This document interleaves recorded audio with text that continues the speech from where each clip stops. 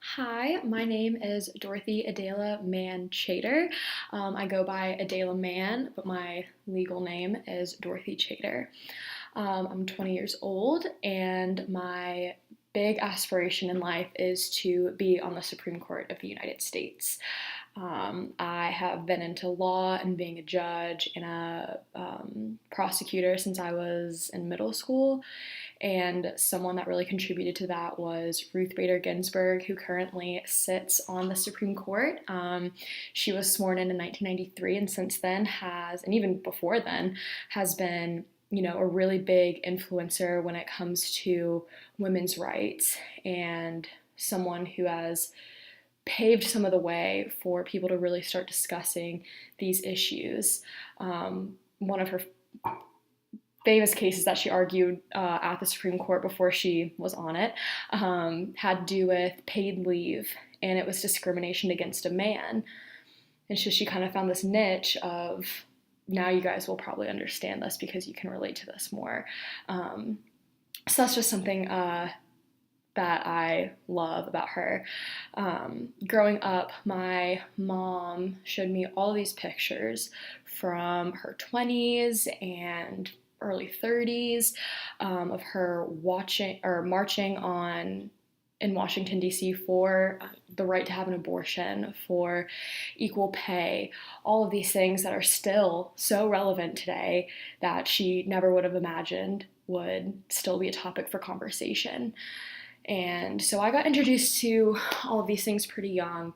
I remember when I was watching Disney movies when I was however old you are when you start doing that, and just asking, why is it always someone being saved, and why is that someone always a woman?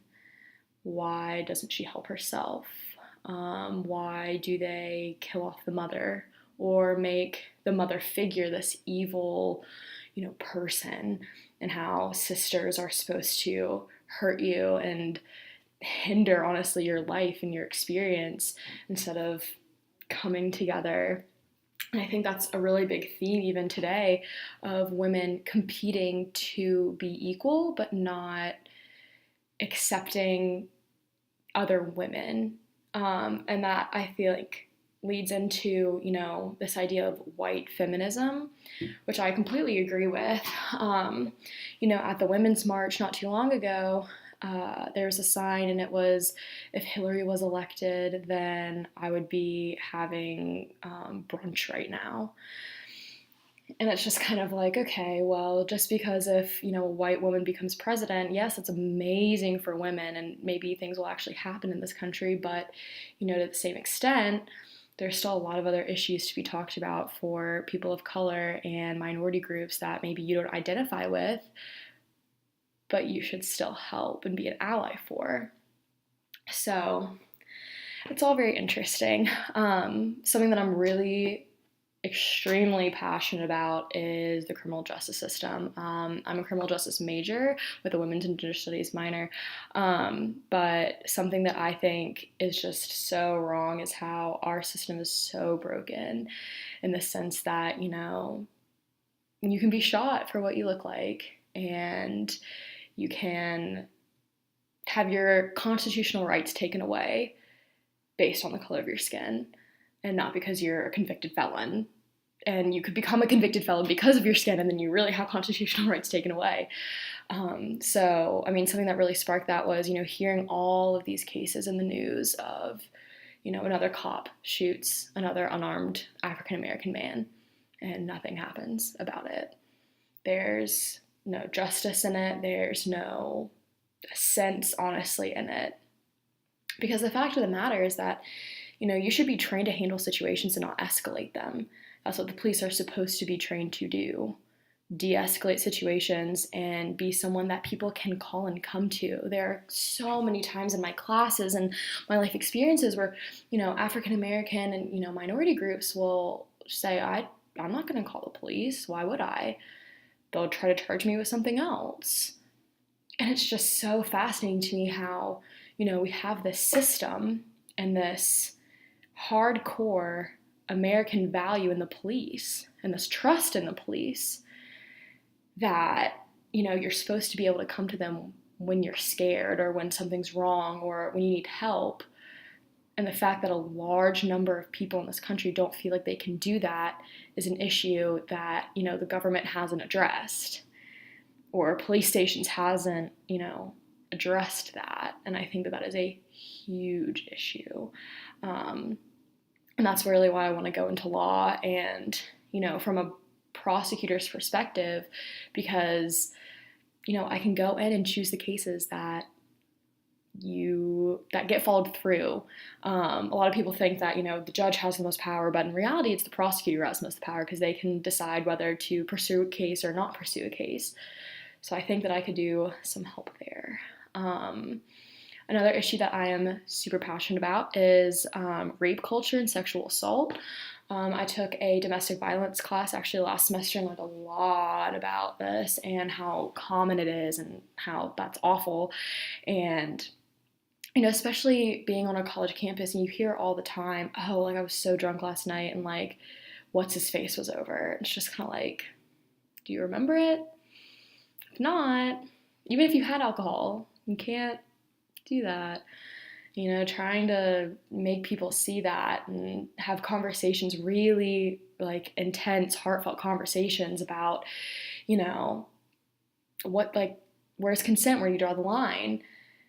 And, to the guys that I know, even being like, hey, like, this is what you should do in this situation, or this is how you're coming off right now, is just, I think a lot can be done if people actually started having honest conversations with themselves and with other people around them instead of just letting it fly.